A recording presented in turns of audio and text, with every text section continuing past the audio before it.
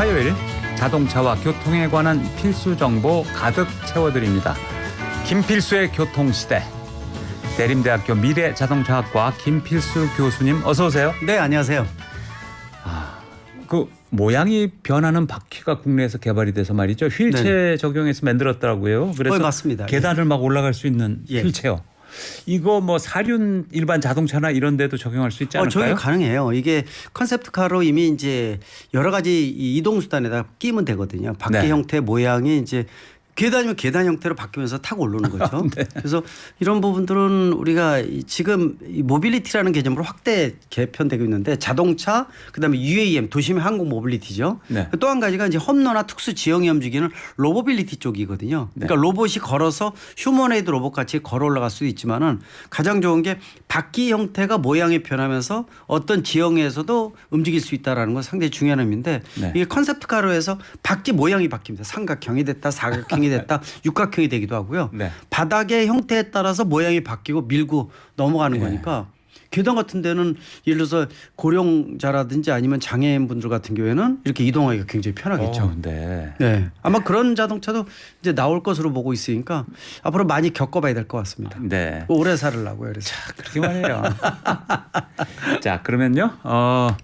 지난주 방송 때 청취자 질문 많이 들어왔었거든요. 예. 그것부터 일부 해결해 드려야 되겠습니다. 8773님 질문입니다. 안녕하세요. NF 소나타 운행하고 있습니다.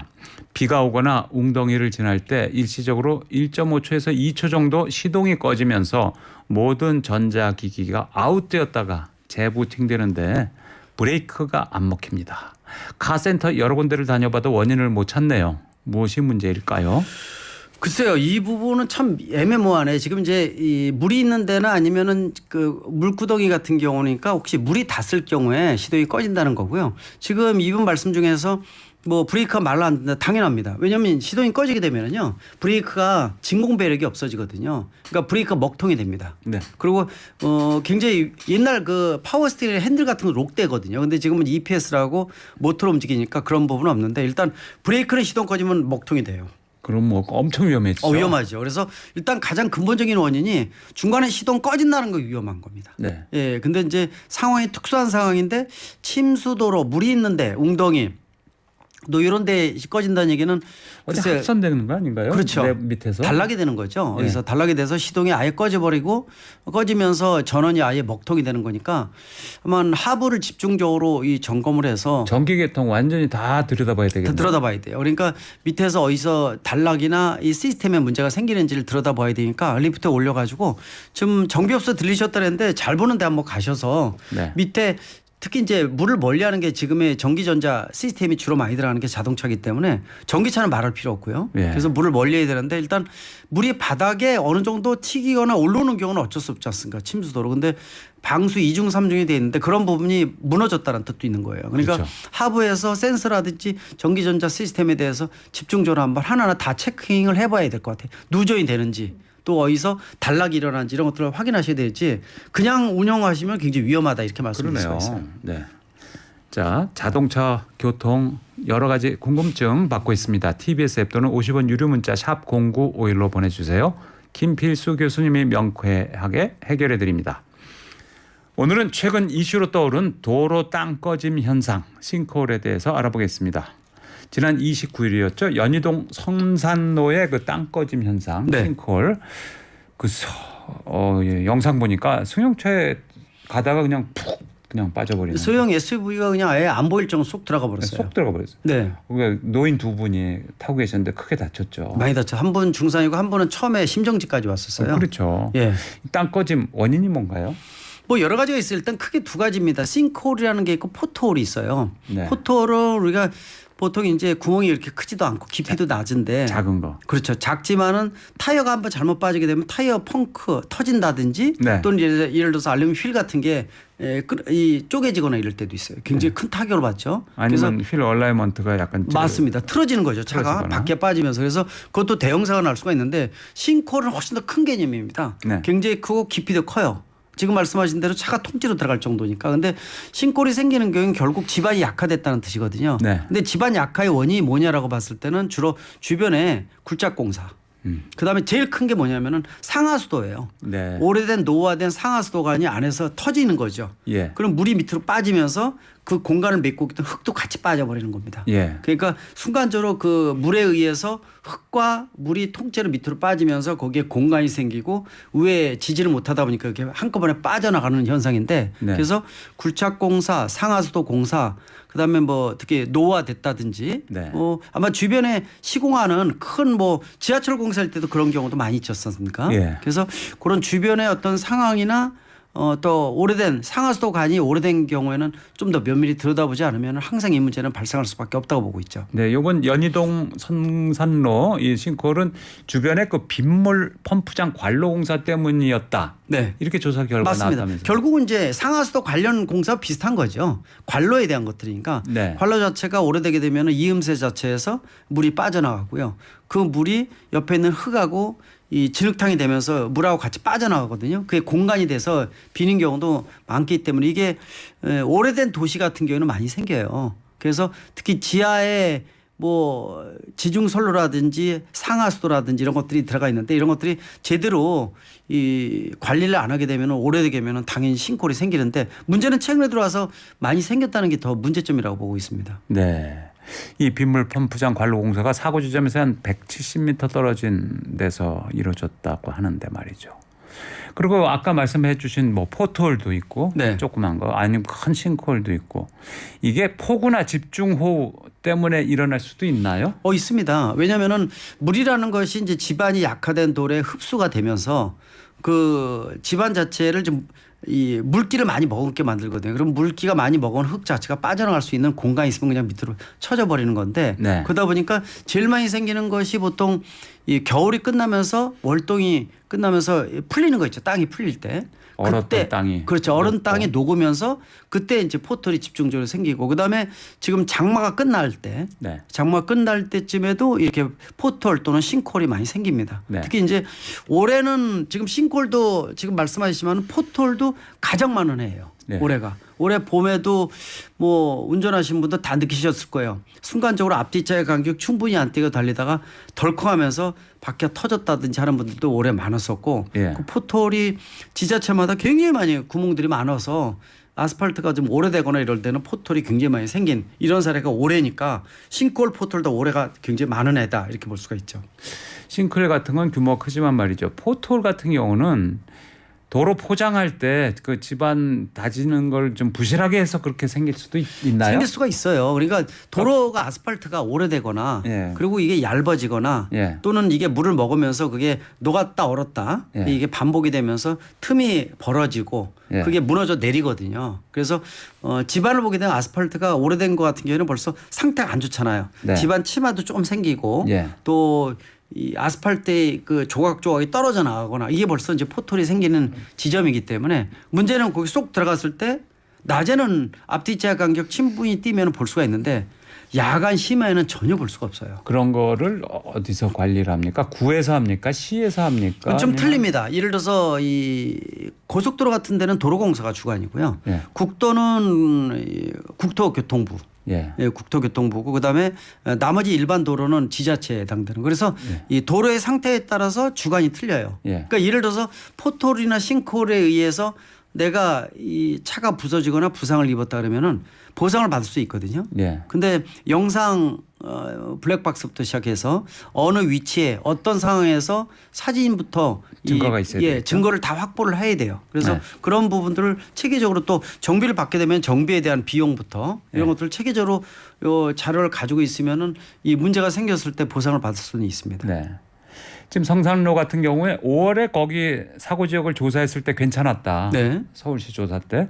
근데 3달 사이에 이런 큰 땅꺼짐이 생겼다. 어떻게 봐야 될까요? 이 부분들은 물론 이제 서울시 같은 경우에도 보면은 이 전문 장비 차량이 있어요. 그래서 네. 밑에다가 이 쏴서 저기 뭐야 센서에 의해서 네. 밑바닥에 타고 오르는 걸 보고 이 밑에 문제가 생겼는지를 확인할 수가 있는데 초음파나 뭐 이런 그래서 거. 완벽하지가 못해요. 문제는. 네. 문제는 완벽하지가 못하고요.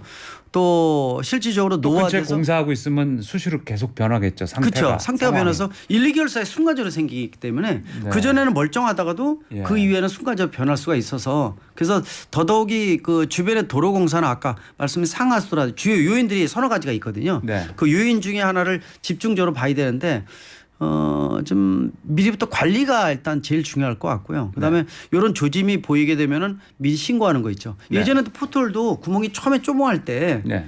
나는 무사히 지나갔지만 뒷사람들 또 큰 사고가 유발될 수가 있으니까 신고해 주는 게 중요하거든요. 네. 싱크홀드래요. 예. 이번에 보면 싱크홀 영상이 굉장히 많이 공개돼서 저도 한 1, 20번 본 것 같아요. 워낙 많이 나오니까. 근데 이제 그 전에 이 바닥에 아스팔트가 꿀렁거리는 거 있죠. 네네. 예, 물컹을 차가 북 내려갔다 올라가는 거 있죠.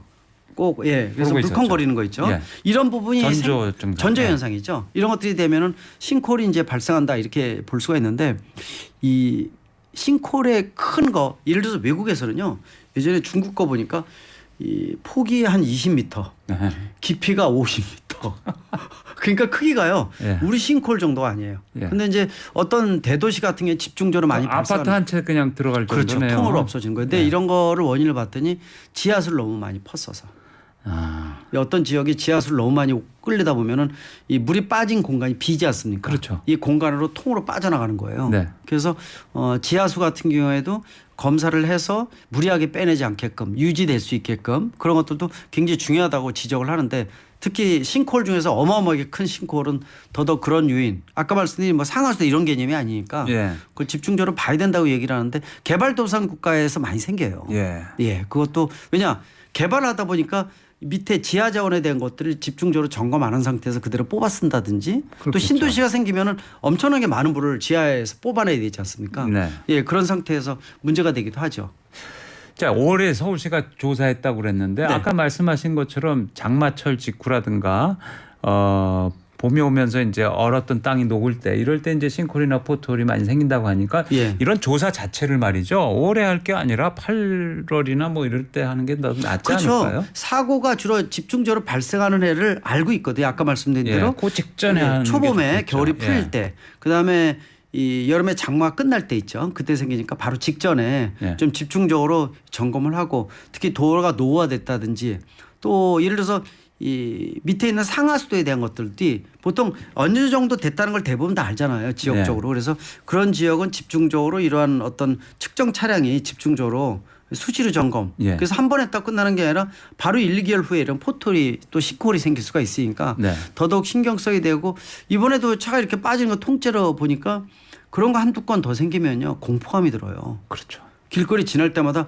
운전할 때 이게 내가 그러는 거 아닌가라는 막연한 공포감이 생기지 않습니까? 그래서 네. 그런 부분들은 근본적으로 사고가 발생하지 않게끔 차단하는 노력이 더 필요하지 않나 이렇게 보고 있습니다. 이번 싱크홀이 깊이가 2.5m더라고요. 네. 근데 아까 말씀해 주신 그 중국 사례 20m에 깊이 50m짜리 그렇게 큰 것도 한국에 생긴 적이 있나요? 그렇게 큰 거는 그렇게 없어요. 큰 건 없는데 전에 잠실 쪽에 있었던 거가 그렇게 크지는 않았거든요. 네. 그리고 그런데 요번 거보단 컸죠. 컸죠. 이보다도 훨씬 더 이 폭이나 이런 깊이에 대한 것들 있죠. 네. 근데 외국에서 이렇게 큰 거 나오는 거 보면 폭이 뭐 몇십 미터고요. 네. 깊이가 안 보인답니다. 안 아이고, 보인다고. 무서워. 예, 무섭죠. 얼마 전에 저 동남아 쪽 국가에서 지나가던 관광객이 빠진 거 영상 보셨는지 모르겠는데 저 깜짝 놀랐어요. 그 영상이 찍혀 있는데 네. 일행이 관광객이 다음 날 출국하는데 전날 지나가다가 여성 한 분이 그냥 보도에서 예. 통째로 몸이 빠졌어요. 네. 그냥 구멍이 생기면서 빠져서 지금 한 10일 정도 됐는데 못 찾았답니다. 왜냐하면은 8m, 9m 깊인데 못 찾았대요. 밑에가 이 물이 지나가는 물길이래요. 아이고. 그러니까 8, 9m 떨어지면서 물길로 휩쓸려 들어간 거죠. 한 10일 정도 넘었는데 그 영상이 이제 공개가 돼서 많이 나오는데 저도 두세 번 봤거든요. 그래서 네. 와 저거는 좀 황당할 정도가 아니라 그래서 뭐 그런 문제가 생기지 말아야 되겠지만은 네. 이 포트홀, 싱크홀 다 좀 더 신경을 써야 되지 않느냐 분명히 말씀드리고 이거는 대도시마다 다 많아요. 예. 대도시마다 충분히 생길 수 있는 부분 또 무분별하게 개발해도 이런 문제가 생길 수도 있고요. 또 그렇겠죠. 공사도 요새 보면은 아스팔트 설치해놓고 또 뭐 통신전이나 또 반쯤 뒤집어서 또 집어넣고 그 도로가 이 누독이 되는 경우들 많이 그렇죠. 보셨잖아요. 그래서 그런 걸 좀 체계적으로 했으면 좋은데 계속 들추고 집어넣고 들추고 턱이 생겨가지고요. 네. 차 지날 때도 불편하고 또 보도 같은 경우에는 보행자들도 불편해요. 그렇죠. 그런 것들 좀 계획적으로 좀 해야 되는데 그냥 신고해서 할 때마다 잘라서 뒤집고 비용은 비용대로 들어가고 도로 상태도 엉망이다 이렇게 말씀드릴 수가 있죠. 그 연희동 싱크홀 사고 그 다음 날 아침에 네. 그 사고점에서 30m 떨어진 곳에서 또 싱크홀 생겼잖아요. 그렇죠. 뭐 한 번 사고 나면 그 주변 지역은 위험하다고 봐야 되나요? 그렇죠. 완전 싱크홀이라고 보기는 어렵고요. 그만큼 이제 구멍이 생겨 빠진 건 아니고 상태가 굉장히 나빠요. 그러니까 약간의 땅거지. 치마된 거예요. 약간요. 예, 아스팔트가 일부 치마가 돼서 턱이 생겼습니다. 네. 그러니까 그런 것들이 조짐이지 않습니까? 그래서 네. 그런 부분들을 막아놓고 응급 조치를 했는데 말씀하신 대로 그 펌프장 쪽 있죠. 네. 이게 거리가 200m 안 떨어졌지 않습니까? 그래서 네. 아마 그 지역에 그런 어떤 공사나 또는 노화된 거 이런 것들 집중적으로 좀 점검해야 되지 않나 이렇게 보고 있습니다.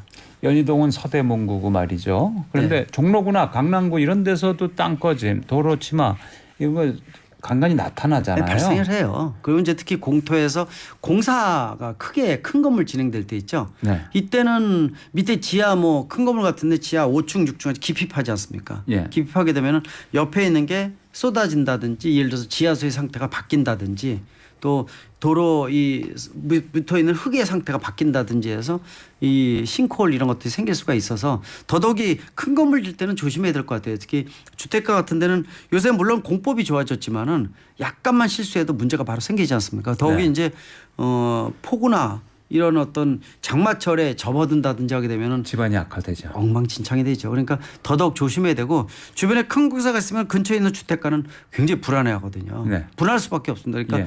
더더욱 인재가 되지 않게끔 좀 더 이 선제적 조치가 필요하다고 보고 있습니다. 통계를 보니까요. 지난 4년 6개월 동안 전국에 발생한 싱크홀이 총 879개.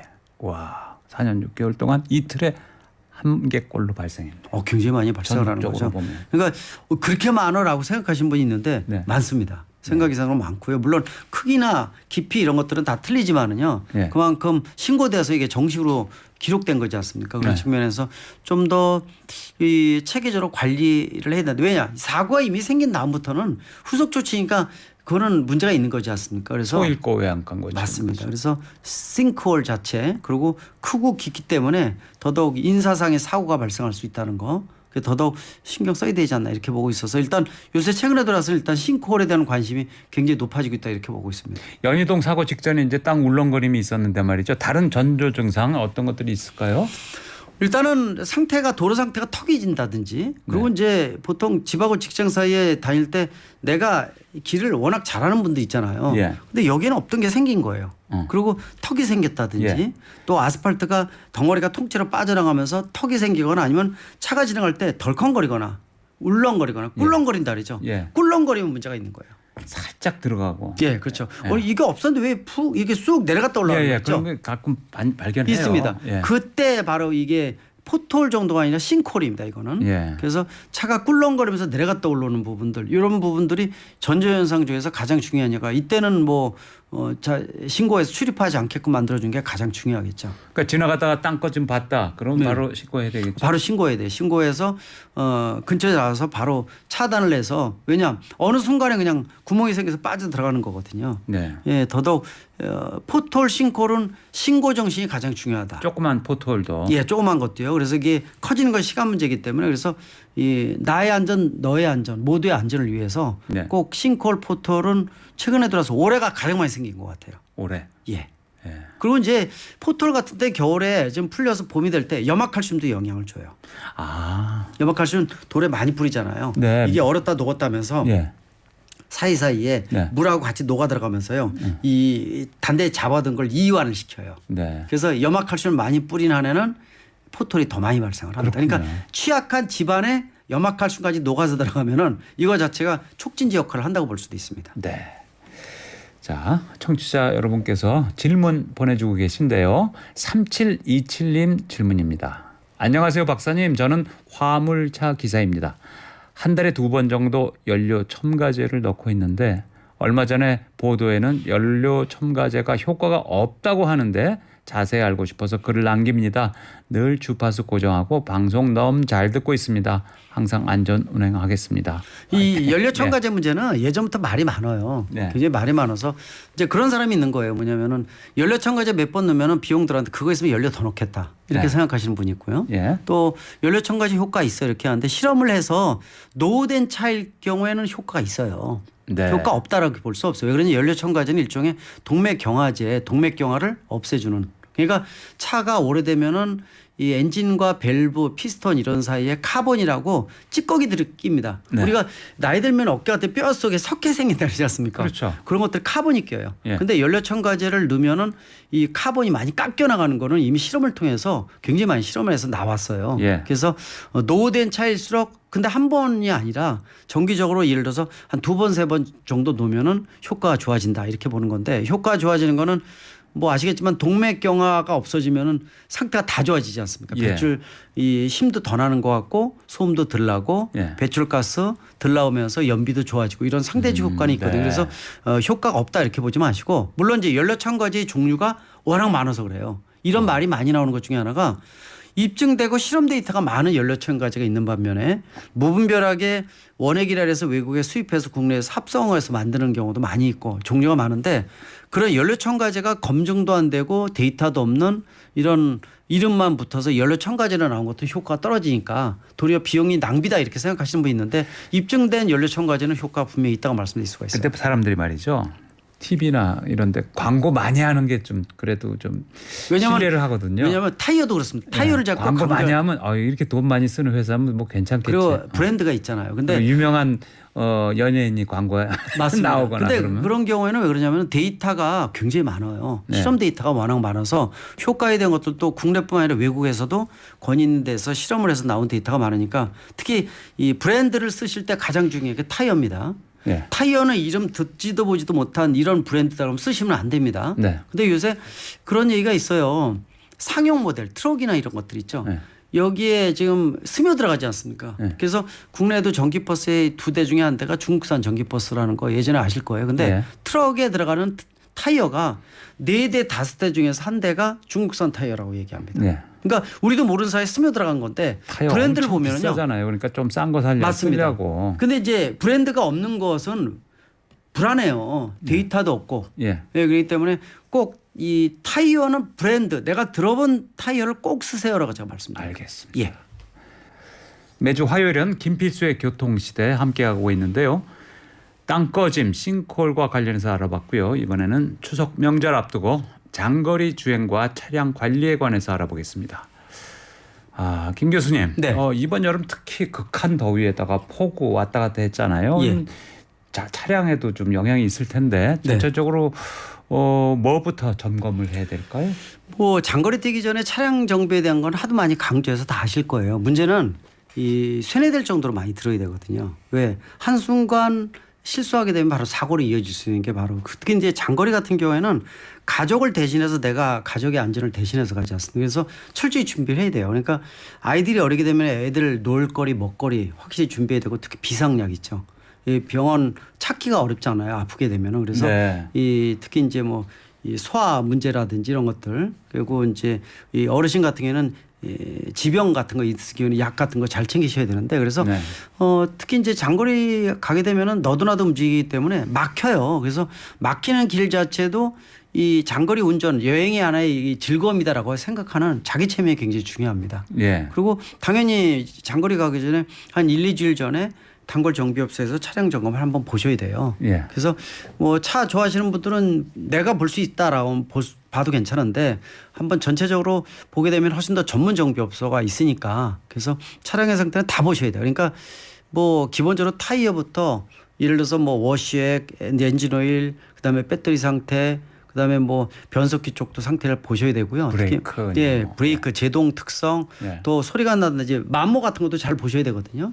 특히 이제 뭐 등화 장치 같은 경우에도 브레이크 등이 꺼졌는지도 한번 보셔야 될 것 같고 특히 에어컨 같은 게 성능이 떨어지게 되면은 미리 손을 봐야 되기 때문에 어떻게 보면은 전체적으로 다 봐야 된다라고 네. 볼 수가 있고요. 물론 이제 요새 하이브리드 자동차, 전기차가 있으니까 보는 방법은 조금씩 틀려요. 그것도 예. 한번 고민을 하셔서 전기차 같은 데 일반 정비업소에서는 일단 잘 모르는데 하체는 똑같습니다. 네. 그러니까 제동 장치, 조향, 현가 장치는 똑같으니까 하부나 이런 것들은 일반 정비업소에서 다 볼 수가 있지만은 이 배터리 모터 쪽은 일반 정비업소에서 못 봅니다. 그래서 그런 거 감안하셔가지고 특히 이제 아직 전기차 같은 경우에는 장거리 뛸 때 충전에 대한 부분들이 고민이 있지 않습니까? 주행거리 그렇죠. 같은 거. 예. 그래서 그것도 계획 잘 잡으셔야 될 것 같아요. 그래서 일단 장거리 뛰실 때 그리고 장거리 뛰실 때 꼭 그 남자분이 내 가족의 안전을 책임져야 가지고 목숨 걸고 이 의지의 항공에 대해서 예. 졸음이 와도 허벅지 꼬집으면서 막 가시는 분 있죠. 예. 그렇게 하지 마세요. 왜? 졸음 한 번 생기면 답 없습니다. 그거는. 예, 그거는 항우 장사라도 못 견디죠. 맞습니다.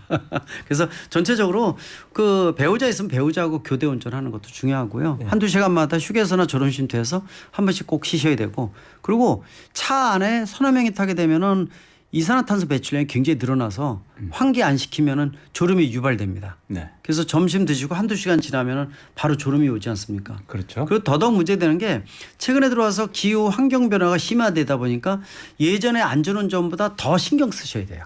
네, 왜 국지성 폭우도 내릴 수도 있고요. 지금 날씨가 며칠 약간 시원해졌지만은 다시 좀 더워진다 이런 얘기가 좀 있어요. 그렇죠. 예, 날씨가 기후 변화 그만큼 이제 엉망이 돼 버렸으니까 한번 그런 것들을 대비해서 차량의 비상용품, 준비 물품 또 가족이 이 하나하나 체크해서 빠지는 물건이 있는지 없는지 또 확인하시면 좋을 것 같아요. 네.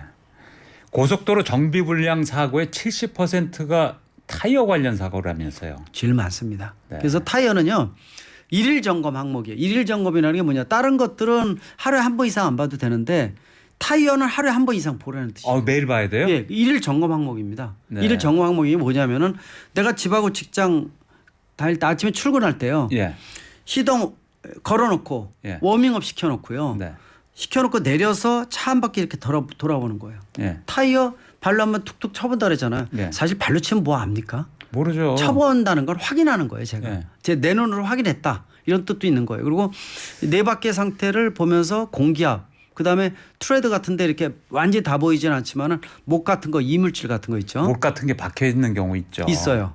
그래서 그런 거 어떻게 느끼시냐면요.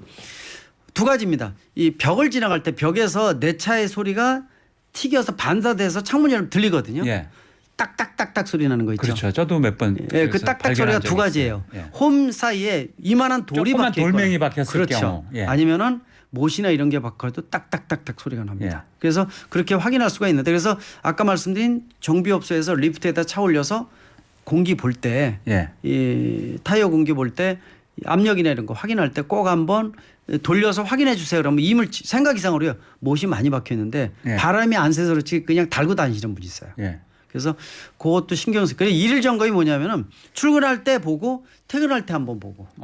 예. 꼭 일일 보셔야 이내네요, 그러면. 예, 그러니까 일일 점검 하루에 한 번 이상. 예. 그래서 왜 그러냐면은 타이어는 그냥 엔진이나 변속기는 문제가 생기면 가다가 쓰거든요. 뭐 약국에서 아침 저녁 약 타 먹는 것처럼 그게 해야 되구나. 근데 타이어는요. 달리다가 고속으로 달리다가 순간적으로 문제가 생겨요. 큰일 나. 핸들이 휙 돌아간다든지 그래서 큰 사고가 유발되기 때문에 그래서 타이어는 엔진 변속기보다 더 많이 봐야 된다라고 보는 게 타이어라고 보시면 될 것 같아요. 타이어가 너무 닳았는지 이런 거는 셀프 점검 방법이 있을까요? 있습니다. 뭐냐면은 이제 이 타이어 이 공기압은요 4, 5m 떨어져서 무릎 꿇고 약간 주저앉아서 옆면을 보는 거예요. 사이드 월이라고 해요. 옆면이 너무 일직선으로 돼 있으면 공기가 너무 많은 거고요. 이게 너무 이 라운드 옆 사이드 월이 웅툭하게 너무 있죠. 우그러들어 있으면 공기가 적은 거거든요. 그래서 네 바퀴 상태가 균형을 잡혀야 돼요. 그래서 일반 승용차만 하더라도 35에서 40 psi 정도가 돼요. 네. 자기 차의 적정 공기압은 아실 거예요. 엔진 운전석 도어 있죠. 문을 열었을 때 문 모서리에 써 있죠. 써 있거나 아니면 어떤 차는 이 연료 캡 뚜껑 안쪽에 붙어 있어요. 네. 그런 경우도 있습니다. 그러니까 내 차 타이어의 공기압이 적정 타이어 공기압이 얼마인지를 꼭 본인이 알고요. 예. 하시면 좋을 거예요. 그래서 꼭 타이어는 그리고 최근에 나온 차는 TPMS라고 계기판에 타이어 공기압 모니터링 시스템이 있어요. 있죠. 그래서 공기가 부족하면은 딱 타이어 모양으로 떠요. 빨간 불로 뜨죠. 원래 빨간 거에 노란색이요. 노란색으로. 예, 빨간색은 위험한 겁니다. 네. 그래서 혹시 계기판에 노란색이면은 빠른 조치를 원합니다라는 뜻이고요. 빨간색이면 즉시 점검. 틀립니다. 그래서 보통 타이어가 공기압 좀 노란색이 먼저 떠요. 근데 이 공기압이요. 좋은 차는 이 공기압이 딱 떨어지면 네 바퀴 중에서 어느 바퀴인지를 지적을 해요. 그렇죠. 근데 이 TPMS가 좀 싼 거 쓴 거 있죠 시스템. 예. 땅 뜨는데 어디? 그래서 휴게소에 내려서요. 타이어를 보면 네 개가 똑같이 보여요. 그렇죠. 눈으로 확인하기 왜? 힘들죠. OPSI 정도는 뜨는데 네. 그건 눈으로 확인이 불가능하거든요. 예. 그래서 일단 떠 있으면 불안하거든요. 예. 그래서 꼭 공기 주입하시고 소고를 해서 없게끔 만들어주는 이런 노력도 필요한데 일단 타이어에 대한 것들은 그래서 그거 보시고 홈이 많이 마모된 거는 네. 어떻게 보냐면 원래 그 동전 이순신 장군님 예. 갓 있죠 갓 예. 거꾸로 넣어서 갓이 가려지게 되면은 1.6mm 이상 보장되기 때문에 타이어 홈의 깊이가 충분하다.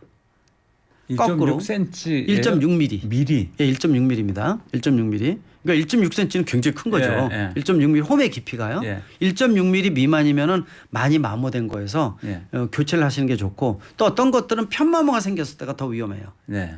그러니까 바깥은 멀쩡한데 안쪽을 이렇게 들여다봤더니 안쪽이 많이 마모가 됐어요. 그럼 편마모거든요. 예. 그 경우에는 보통 정렬 얼라이먼트가 안 맞아서 네 바퀴 정렬을 이 정비업소에 가서 장비를 전문 장비를 보셔야 돼요. 예. 그게 안 되면 계속 편마모 생겨요. 새 타이어 바꿔 또 편마모 생깁니다. 뒷바퀴 앞바퀴 이렇게 바꿔주고 좌우 바꿔주고 이렇게 해서 좀 도움되지 않을까요? 도움됩니다. 보통 10,000km에서 20,000km 정도 사이. 네. 그 정도면은 1년에 한 번 정도.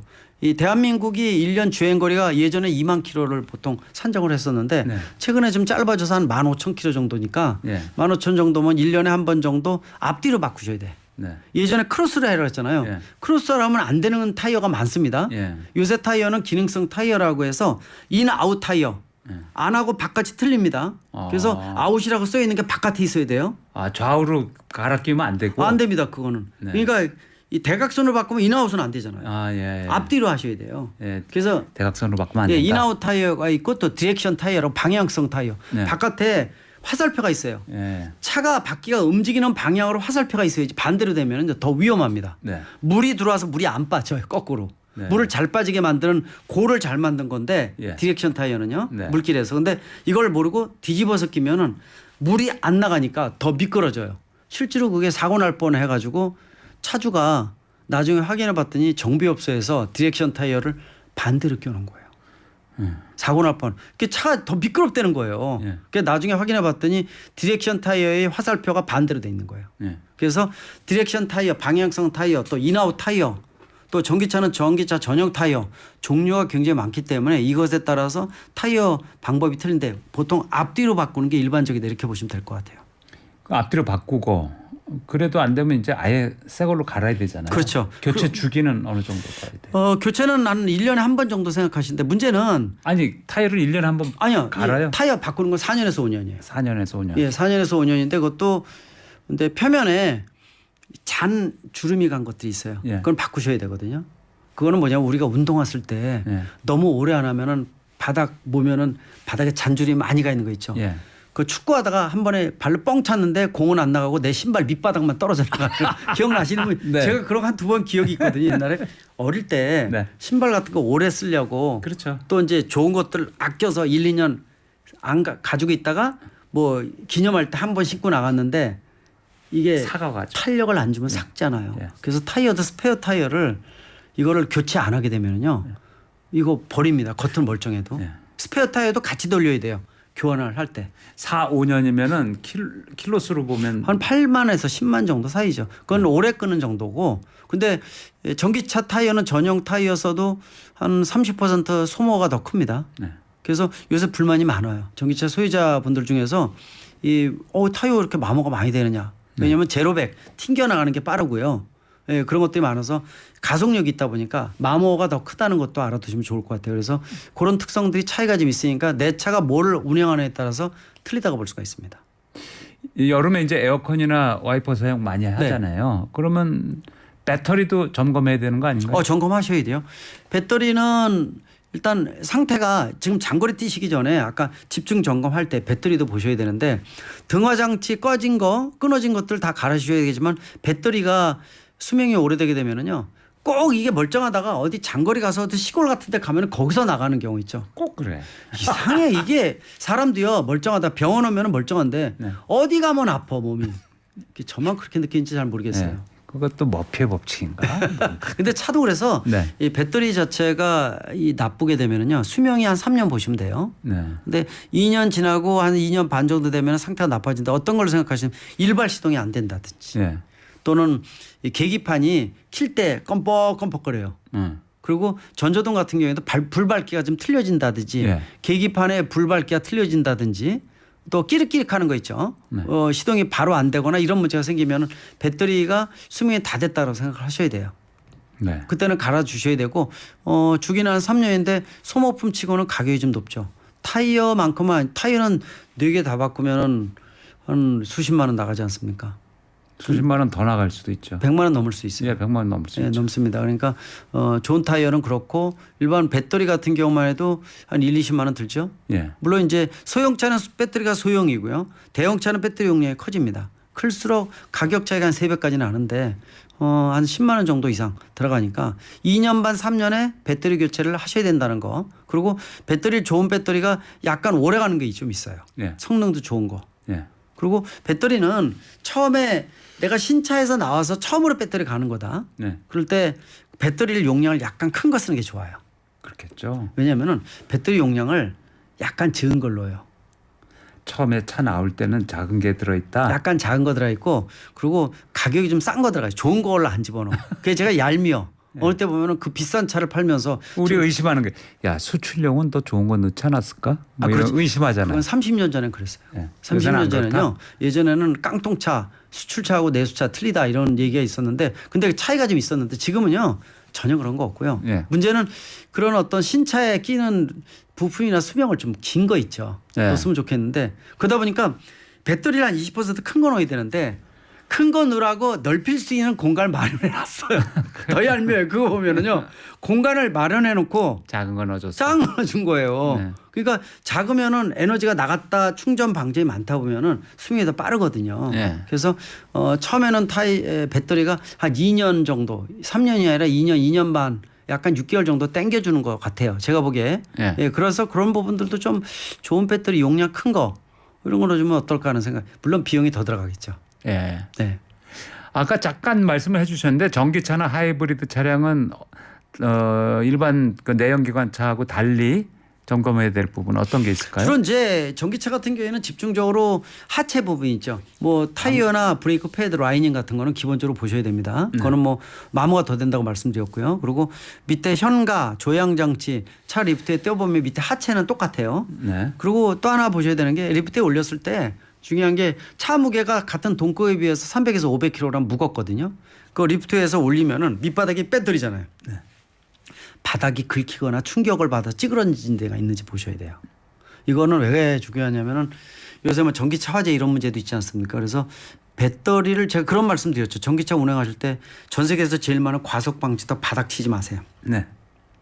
반복해서 바닥 치면은 팩 바깥에 있는 함은 단단한데 그 안에 있는 셀이나 모듈 같은 게 충격을 받으면 이게 반복되면은 셀의 불량이 하나만 생기면 거기서부터 열 폭주가 생기거든요. 그래서 바닥에 너무 치지 마시고 또 혹시라도 폭우가 내렸을 때 물에 침수도로 지나가는 것도 좀 우회도로 찾는 게 좋습니다. 그렇겠죠. 예, 그리고 젖은선 충전하지 마세요 등등 여러 가지 말씀드렸는데 일단은 이 하체 부분 있죠. 밑바닥. 예. 그 부분에 어떤 충격이나 이런 게 있는지 없는지 네. 그리고 뭐 실제로 엔진을 이런 게 없기 때문에 점검할 건 없어요. 네. 그리고 보충할 거는 워시액뿐이 없습니다. 예. 그래서 워시액만 보시고 그다음에 나머지는 뭐 신경 안 써도 될 것 같아요. 예. 대신 이제 전기차는 그래서 이 관리적인 측면에서 편하다 이런 말씀 드리지만은 또 상대적으로 어두운 부분들이 뭐 장거리 뛰기에는 아주 주행거리 짧다, 충전기 찾아야 된다 등등 좀 불편한 부분들이 좀 있으니까 또 휴게소 같은데 뭐 급속 충전기 설치가 돼 있지만은 다 이미 꽂고 있거든요.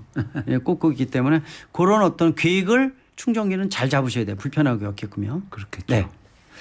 그런데 말이죠. 고속도로 주행하다 보면은 그 과속 때문에 사고가 나는 경우도 있지만 정체 구간에서 사고가 더 많이 난다면서요. 그 왜 그러냐면 가다 쓰다 반복할 때요. 네. 깜빡깜빡 하는 겁니다. 졸려서. 예, 거기다가 이제 고속도로는요. 저기 서 있으면은 조그맣게 보면은 달리는 걸로 보여요. 예. 그 차가 달리는 걸로 보입니다. 근데 거기는 서 있는 건데 나는 빨리 다가가니까 갑자기 커지거든요. 그 브레이크를 잡는데 그걸 깜빡 0.5초, 0.1초 순간적으로 그냥 부닥쳐서 그래서 다중 추돌 사고가 많습니다.